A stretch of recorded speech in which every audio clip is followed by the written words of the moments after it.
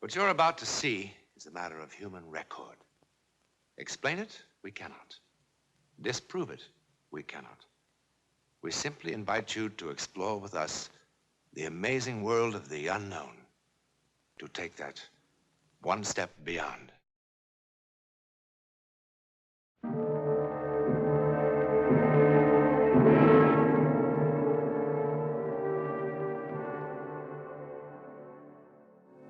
What you're about to see has haunted the minds of men for 40 years. A miracle or a soldier's fable? You decide. At 22:30 hours on the night of November the 14th, 1915, something happened in the war-darkened skies over Europe. It was seen by a British mortar unit here in Flanders. It was reported by a Russian sentry on the East Prussian front. It interrupted the maneuvers of an Italian infantry company here. It was observed by an Allied reconnaissance plane over the English Channel. Thousands of soldiers from all the nations of Europe ultimately were involved. But in the beginning, there were only 4.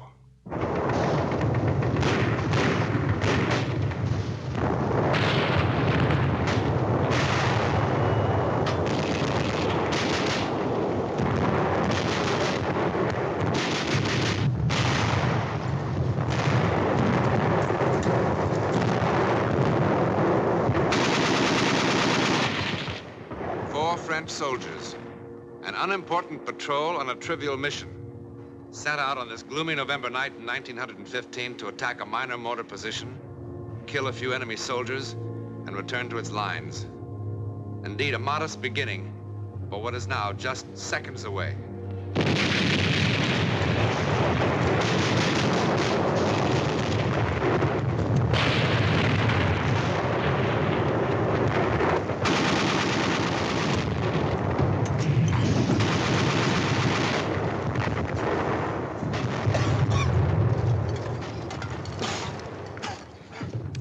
Think of all the pleasant things a man of my sensitivity could be doing tonight.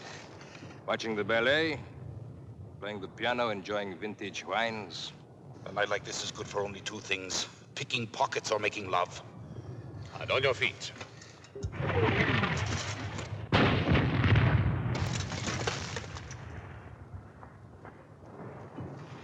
On your stomach, on your feet, on your stomach, on your feet. Oh, what an unpleasant war. Those flares, do they mean they've seen us? Probably. What will happen? If they kill enough of us, the next ration of schnapps. If we kill enough of them, perhaps they let us take a bath. Must feel strange to kill for the first time. Strange. Actually, I enjoy it. Each time I kill, I think there's one less bush between me and those lovely bottles of wine gathering dust in my cellar. When's that blasted thing going to fall? Probably hanging from a parachute. Where do you see a parachute? How can it just hang there? It's so bright. Come on. Burn up. Fall.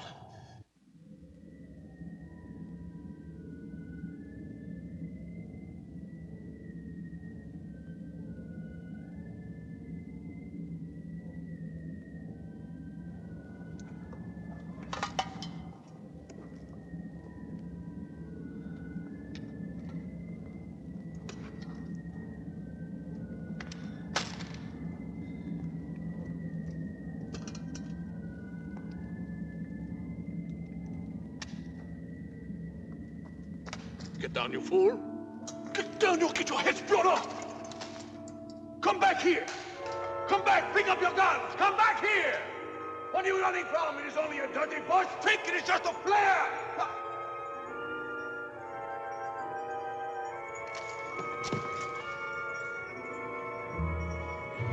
Oh, my God. My God.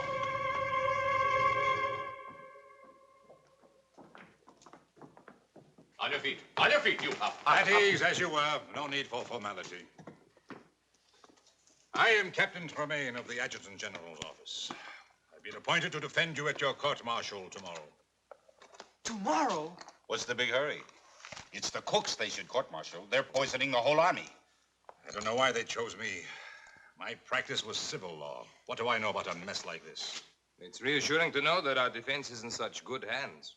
Well, there's not much of a defense, soldier. Obvious what happened. The charges say it all. Cowardice in the face of the enemy. Cowardice! It wasn't that at all. Quiet. Show respect. But I wasn't afraid. I mean, I was at first, but it wasn't that. Do you know who the prosecutor is? Major Lamar of the High Command, that's all. I've just been a captain for the last 2.5 weeks. I don't suppose the captain would be demoted if he should lose his case. Oh, don't worry about that. He'll lose all right. It's bang, bang, bang for us. Well, how can I win? It's all here in black and white. At a time when the Boche are defeating us everywhere, Lamar will eat me up alive. Well, I'll do the best I can. But you'll have to be absolutely honest with me. No need to hold back anything. Sergeant Vai, look at this record. I just don't understand it. The Croix de Guerre. What happened? How could a brave man like you run from the enemy? Ask the others.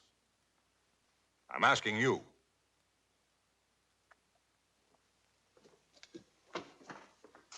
Look, they're going to make an example of you men. That's why they're doing it so fast. Don't you understand that? Sir, ask the others. I really don't want to ask any of you. I don't like to defend cowards. Why do you call us cowards? What did you want us to do? At first, I was blinded by the light. I couldn't see anything. And then I wasn't in the shell hole anymore. I wasn't. I was home. Home? Yes. I was home. No, it wasn't my imagination. I was really there. It was morning. I was in the kitchen. Mama was pouring milk for breakfast. And Papa was putting on his working shoes and talking about the day's work. My little sister was there. And through the window, I could see the sun, the way it hit the fields. A flock of birds. I was home. And I was happy. And then I felt the rifle in my hand, and I thought, what am I doing with this? So I threw it away. I was home. In the middle of the battle, a light blinds him, and then he's at home. Has a doctor examined this boy lately? Look, why don't you let us alone? Did we ask for you? No, and I didn't ask for you. All right, then, goodbye. There is no way to speak to an officer. Get him out of here! Well, then shut up or I'll bat your head in. You want to know where I was? Well, listen to this, Captain Fancy Pants. Let me tell you where I was. I was on the deck of the Montez, a rusty little freighter carrying pig iron from South America to Marseille. Flopped on the forward deck, just taking it easy. I never felt like that in my whole life. I was free. I could breathe. There was nobody in the world that I wanted to punch in the mouth. I wanted to stay like that for 100 years. A part of everything. Everything. Tell me I wasn't on that boat, and I'll make you eat all those pencils.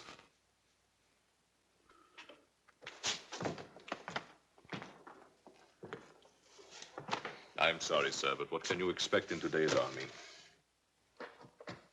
When that flare burst, I really didn't see a thing. Well, that's better. Then why did you run? Somehow the air had changed. It had become soft and warm like summer's night. In November? Oh, Logic told me it was freezing cold.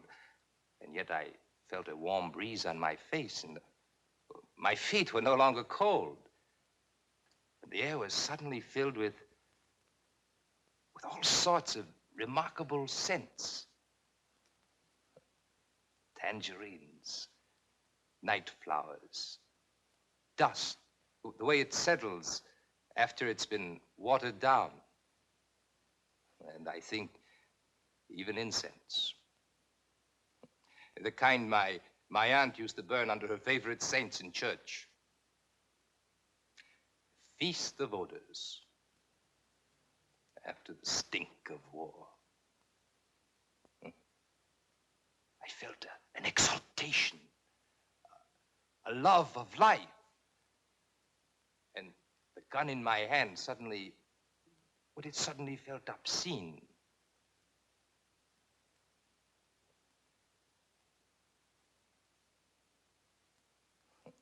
Obscene.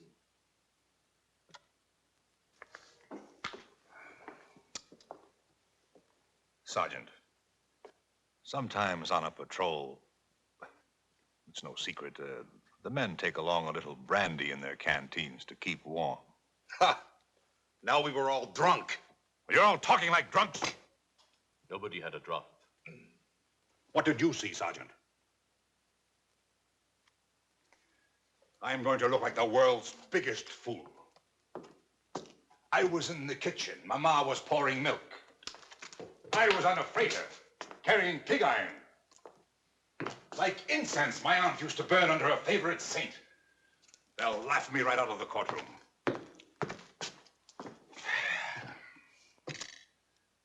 All right, let's begin again.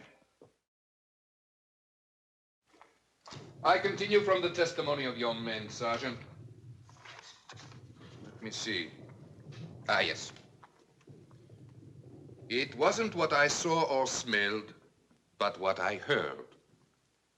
The light could have come from many things, but not the singing. I don't know what they were singing, but it sounded holy, and it was beautiful. I started walking to where I could hear the voices better. Now, all this would be hilarious as a music hall sketch. But within the sound of enemy guns, I find the humor rather hollow. And I am more than a little surprised that the defense counsel would insult the intelligence of this court by introducing such trash as evidence. It's what the men told me. And what does the sergeant say? What did the sergeant see, hear, or smell? I heard the Bosch cannon and machine gun. I smelled, well, there was a dead body in the shell hole. I saw a flare that lasted a long time. Have you seen no other flares that lasted a long time? Not like this one. Maybe it was a new Bosch invention. It stayed there for I don't know how long. It was cloudy, and the flare cast shadows against the clouds. Well, at last we're beginning to hear some sense. You and your men were frightened by shadows and you ran. Is it correct? Yes, I suppose so, sir. Well, we should thank the sergeant for putting an end to all this nonsense once and for all. You're excused. Thank you, sir. One moment. The defense counsel has already questioned the witness. Just one more question, sir. You agree with Major Lamar that you and your men ran from the enemy? Well, sir, there was this shadow. You saw the shadow and you and your men ran. That's what you just said, correct? Yes, sir. Then I charge you with perjury. What else could it have been but a shadow? I am referring to this. On the direct examination, you said, here we are, we walked back to our lines. That's right. What's right? Walked or ran? If I may say so, the distinction is a small one. Sir, these men are on trial for showing cowardice in the face of the enemy. A coward does not walk. Walking made them heroes? Would you have the courage to walk across a battlefield? I beg your pardon, sir. I know that I would not have such courage. I admit I am as confused as anyone by the testimony of these prisoners. When I first talked to them, I thought they were trying to make a fool of me. And what made the captain change his mind? Nothing, but that there's an incredible sincerity about these men. It has been my experience that men on trial for their lives are always incredibly sincere. Nevertheless, I insist that the records show that they walked. That the aforementioned soldiers are guilty of having shown cowardice in the face of the enemy. And by a unanimous vote, this court condemned them to the penalty of death by shooting, as provided for by the Code of Military Justice. This court is adjourned. Right. Face. Color right. March.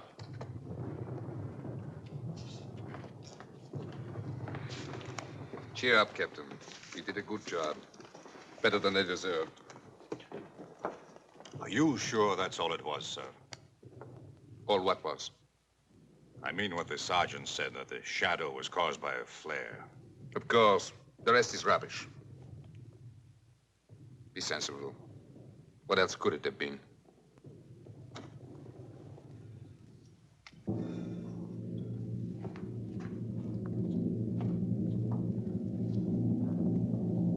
What else could it have been?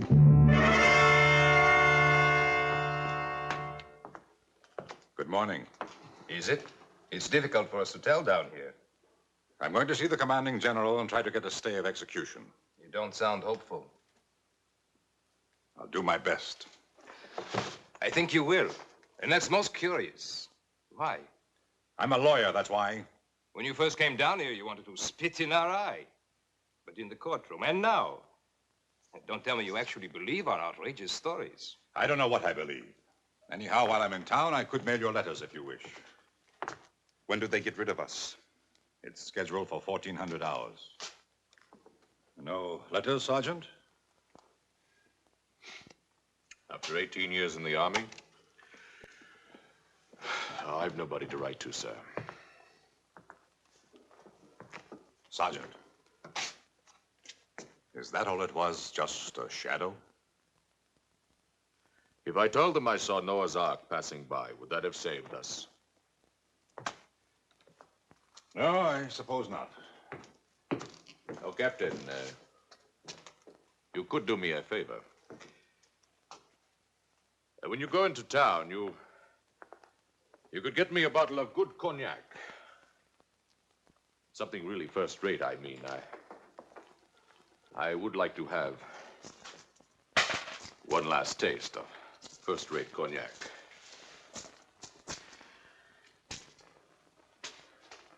Of course. It wasn't the shadow. And I don't imagine things. I'm as hard-headed as an ox. What I saw, I saw. When I looked up, the flare was still burning bright. And there, as big as the sky itself, was the face of the first man I ever killed. He was an Algerian, maybe even younger than me. And if I didn't cut his throat, he was going to cut mine. Then he was dead. His eyes were staring up at me. That's what I saw. That Algerian kid. And you know how he looked? As if he was saying, "It's all right, my friend. It wasn't your fault." That didn't make me feel any better about it. For there I was again with a gun in my hand and a belt of grenades around my neck. And if it wasn't my fault that Algerian kid was dead, well, then whose fault was it? You think I would say something like that in court and let them laugh at me, too?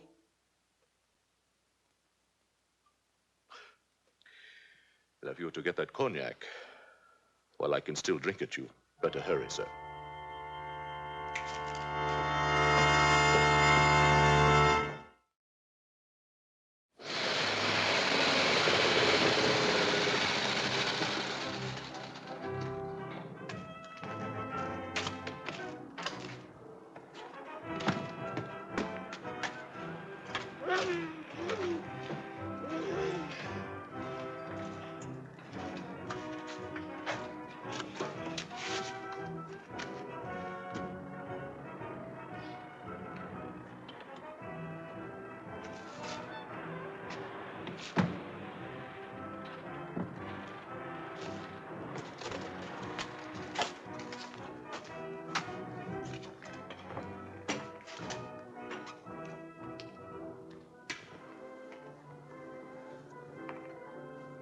Could the captain spare a cigarette? Take them all. Thank you, sir. Oh, thank you. My grandfather will be so happy. You see, we are all that's left of a family of 7. I'd like to return the captain's kindness.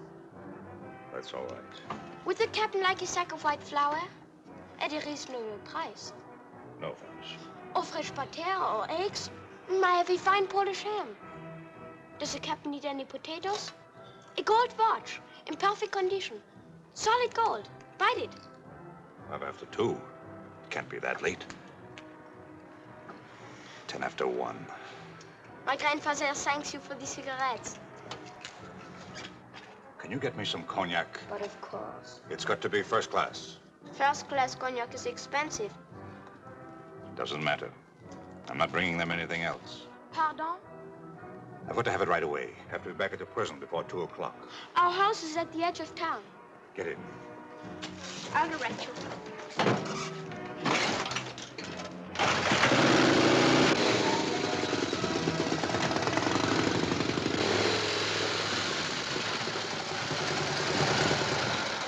The Bosch are just a few kilometers behind those woods. So pretty soon you'll be able to sell them potatoes and ham and butter.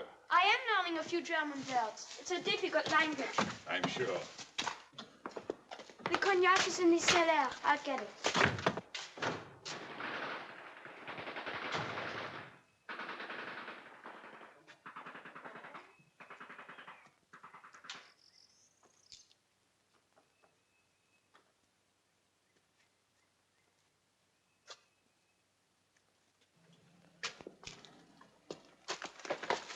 You do not need a gun.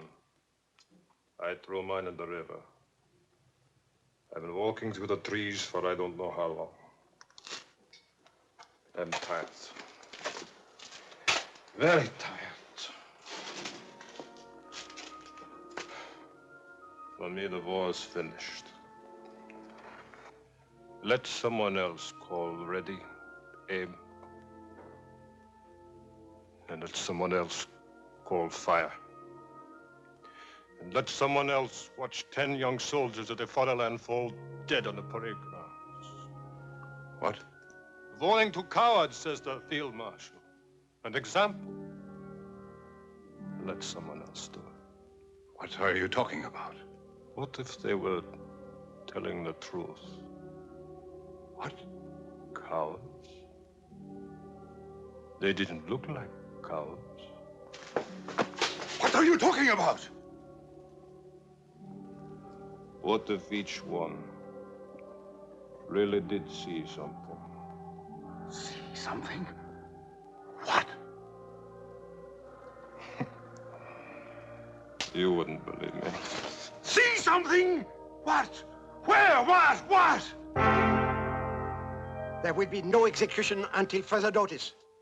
I'll give you my reasons later. Yes, I sent you an official order. When were you meant to be executed? Sometime late today. Operator. Operator. I want to talk to someone in the International Red Cross. Someone with authority to contact the German commander of this sector. Hurry. This is an emergency. Of everything that happened, perhaps the final miracle was the chance meeting of 2 enemy soldiers because a sergeant wanted a taste of cognac. Within 24 hours, similar reports were coming in from all over Europe. Actually, no one was ever sure of what happened in the sky that dark November night. Ours is one version of the story. There are many others. But the one fact to remember is that more than 1,000 men did see or sense something. In any event, it is a matter of public record that for a while, men could not kill each other. And in the end, if all else is false, that is miracle enough.